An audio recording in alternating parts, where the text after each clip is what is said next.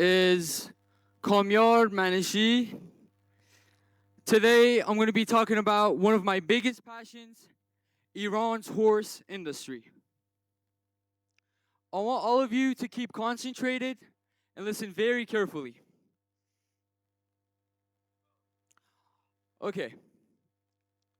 I want you to imagine the sounds, the thundering sounds of the hooves of ancient Persia. A royal warrior grips the reins of a stallion. Its muscles are rippling beneath him, and the dust rises, and the banners fly. And there, history is being written. But not just with a pen, with galloping of a horse. Dear audience, today I invite you to rediscover one of Iran's proudest and oldest legacies. Our connection with horses have been as ancient as our civilization.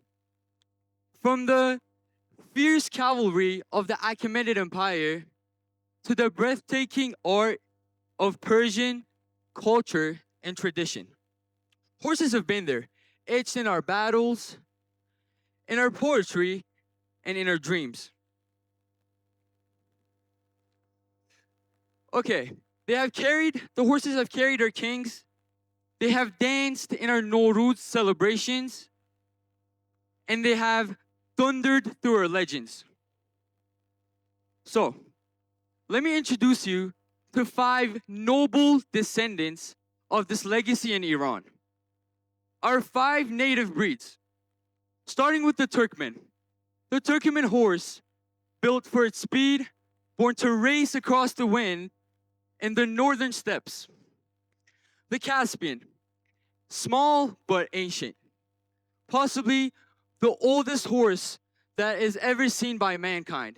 You could say a living fossil, but not just in the lab. In the depths of the stables of the northern Iran. At the third one, my favorite, the Kurdish horse. Strong, proud, and resilient. Horses of warriors and wanderers. Fourth place, the Persian Arab, which in Farsi we call them asil. These horses are graceful and loyal, with a heart as steady as its stride. And coming at the last one, the Darashuri, the most tribal horse we have, the spirit of the South. These 5 native breeds are national treasures of our home country, Iran, and not too many people know their names.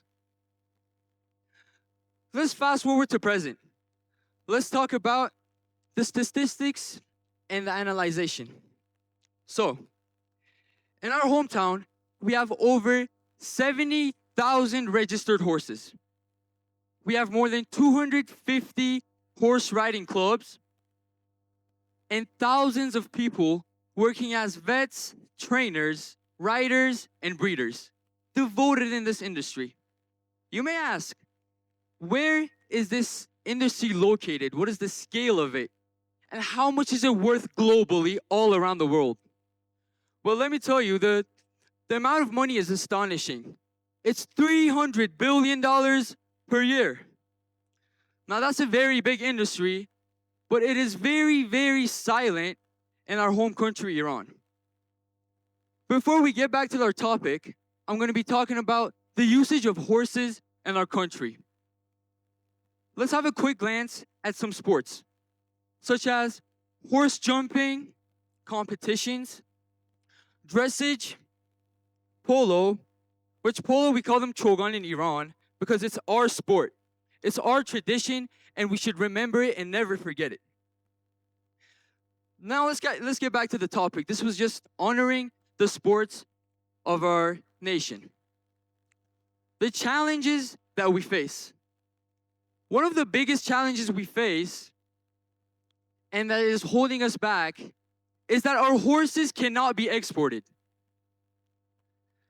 Why? It's not because they're not valuable, beautiful, or strong. It's actually because the world doesn't trust how we take care of their horses' health. Picture this. Imagine you raise a champion, a horse with royal blood. And when the time comes, when it's ready to shine, when it's ready to compete and ready to travel, the time comes and they say no. The borders stay closed. Why is that?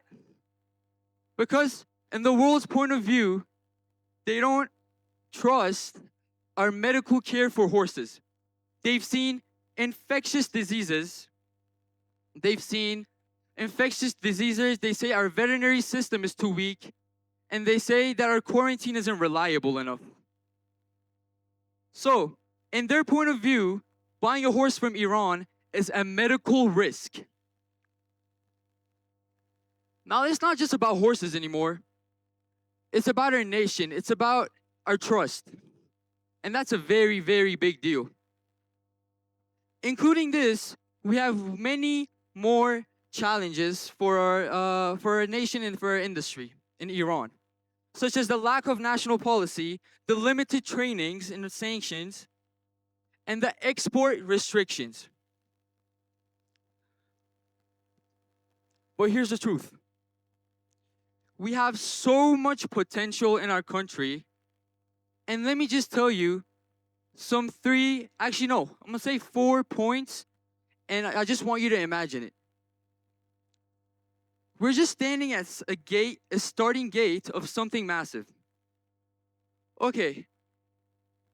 Imagine if Iran becomes a hub for horse tourism, where foreign riders travel to come experience our breeds, our trails, and our hospitality.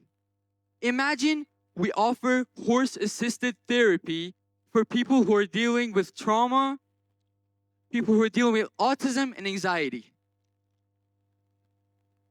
And I want you to imagine a world that our rural communities are revived, but not with factories, but with schools, stables, and culture.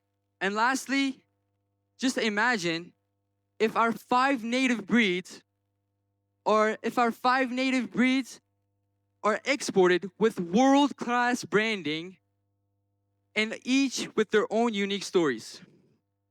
So, we have the soil, we have the spirit, and we have the legacy. All we need is a strategy. We need a will to ride. So, dear audience, now it's not just about horses. It's about culture, our economy, our tradition, and our future generation. Let's not let this industry and legacy just fade into silence. Let's make it gallop again, proudly, globally, and together. Before I wrap things up, I want to thank the people who made this happen. First of all, I want to thank the principal of our school, the Tehran International Boys School, Mr. Jiba, who helped so much in this event and making it happen. Secondly, I wanted to thank Ms. Taheri, the president of ISCTalk, who I saw working with passion in the school, making meetings and arranging appointments. And lastly, I wanted to thank all of you guests and international students who gave me your attention and listened to what I wanted to say. Thank you, everyone.